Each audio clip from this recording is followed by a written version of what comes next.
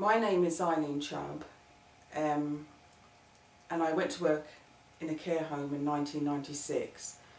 I loved the job from the minute I went into it. It was so rewarding. It made up for, the terrible pay and the long hours. I worked with people with dementia and they were amazing. They just made my life richer for knowing them. And I couldn't understand why there were people working in the care home that didn't get any enjoyment from the job at all. It was just a job to them, because it was just so rewarding. Then I started seeing the most terrible abuse. People were spat at, kicked, punched. In fact, every human rights abuse you can imagine was inflicted on these people. They were drugged with antipsychotic drugs. They were left screaming in pain. I seen people cowering like animals in a corner with fear. I kept going to the management of the home and reporting everything, and as time went on I realised nothing was going to be done. I went higher to the very top of the company really, but I lost my job because I'd spoken out.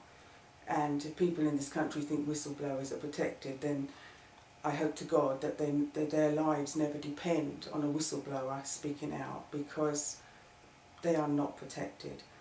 I had to take on the legal system and the government, and I think the most shocking thing for me was how much abuse was being excused and justified. It was as if it was all right, and they kept saying, oh well, it's okay really. Well, it wasn't okay.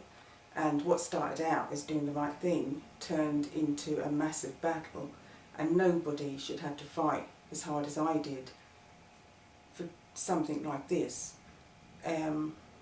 That's why I founded Compassion and Care.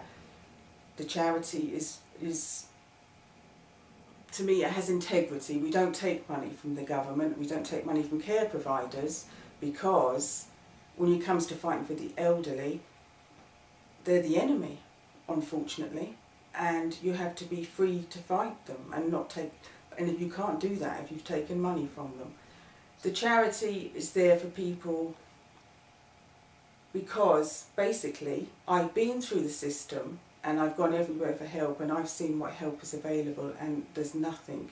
The law, the police, the CPS, the Nursing and Midwifery Council, the GMC, C-Sky, basically they are just a pretense of protection. Elderly people have no protection. You can be kicked and punched and murdered in a care home and they call it inappropriate behaviour. If it happened in the street, it would be crime. So that's why we are radical as a charity, and we're willing to stand up for what's right.